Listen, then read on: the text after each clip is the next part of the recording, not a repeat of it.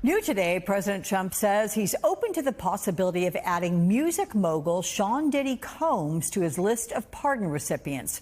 Combs is currently on trial on sex trafficking and racketeering charges.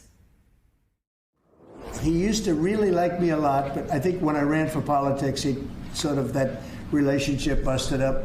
From what I read, I don't know. He didn't tell me that, but I'd read some little bit nasty statements in the paper all of a sudden. It's not a popularity contest. So I don't know. I would certainly look at the facts.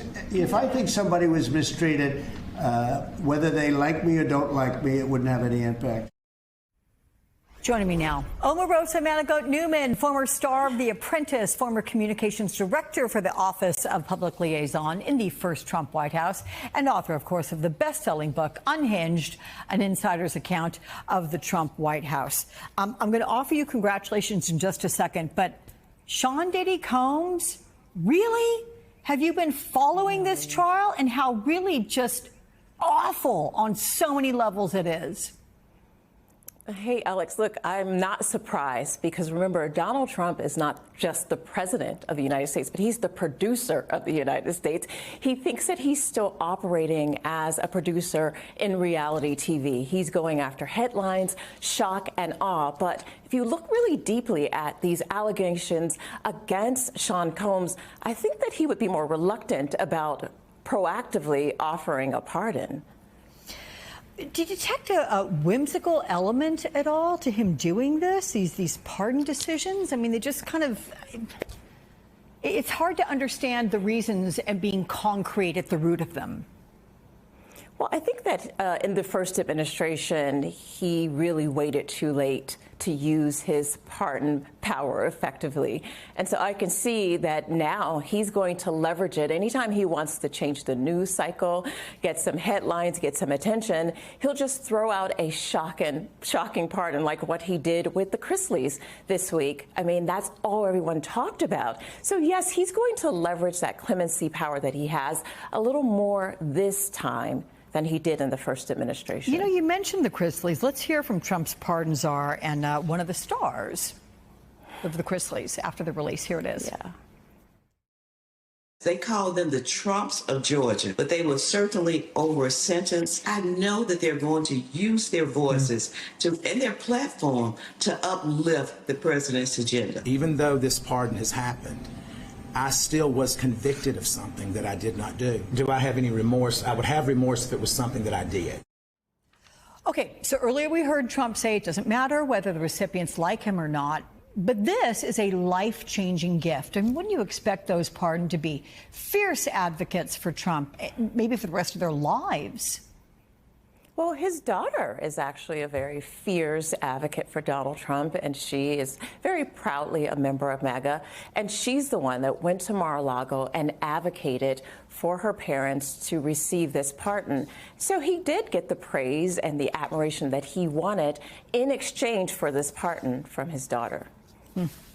There's a new Atlantic article in which Ashley Parker and Jonathan Lemire write that Trump at one point sought a summit with Russian President Putin that could turn into a made-for-TV moment to announce the end of the war and a long-coveted Nobel Peace Prize for himself. They add that John Bolton told them Trump really wants a Nobel Peace Prize. He'll take it for Ukraine. He'll take it for Gaza. He'll take it for Pakistan, India. He's not particular. That's Bolton's quote there. Did you, Omarosa, ever hear him say that he wants a Nobel Peace Prize while you were in the White House? Does any of this sound plausible to you? I don't think Donald wanted a peace prize until Barack Obama received one. And then he wouldn't stop talking about it. Barack Obama received one very early on in his presidency. And Donald believes that he has, in fact, earned the right to get a Nobel Peace Prize. And his followers believe that his work with the Taliban, negotiating the Taliban, the Abraham Accord, his attempts with North Korea have certainly earned him the right to put a Nobel Peace Prize on his mantle. But he's going to have to do a little bit more to earn that honor, in my opinion. Yeah. I also want to get your thoughts on some of Trump's and his family's business investments in this second term. Ivanka and Jared, they are no longer in the White House, but you have Eric Trump and Don Jr., who accompanied Vice President J.D. Vance at Bitcoin's biggest conference in Las Vegas this week. The Trump sons have also announced plans to buy $2.5 billion worth of Bitcoin. What do you think of Trump loosening government oversight and regulations around cryptocurrency while wading into his own crypto projects? You know, there is no limit to this grift. I mean, watching what Don and Eric are doing in the crypto space, I mean, it's just, after we heard so much and their complaints about Hunter Biden and how Hunter leveraged his father's presidency to make all of this money, we see that they're not reluctant in any way to utilize and leverage their father's presidency to put more money in their pocket. That's what you're seeing, is this major grift on their behalf, and they are completely erasing the boundaries that traditionally were set for families and what they did while parents were in the Oval Office. You're going to see more of this. Remember, we're only about 6 months into the Trump presidency. I know. That dawned on me earlier this week. I said, oh boy.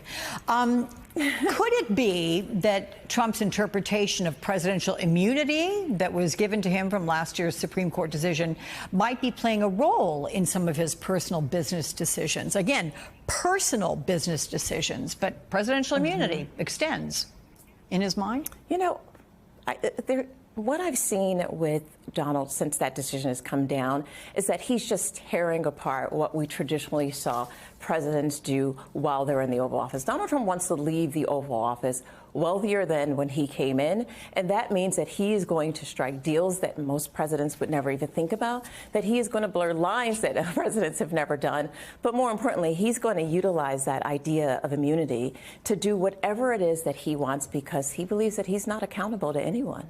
Okay, well, with my thanks come my congratulations. You just graduated. You have an MBA and law degree now. I mean, you go, girl. That is so amazing. I'm so impressed. I mean, well done. Thank you so much. Yeah, okay. Thank you. Well, I appreciate you. All right. Well, I may have to call you up one day and say, hey, I need some help. Anyway, Omarosa, thank you so much.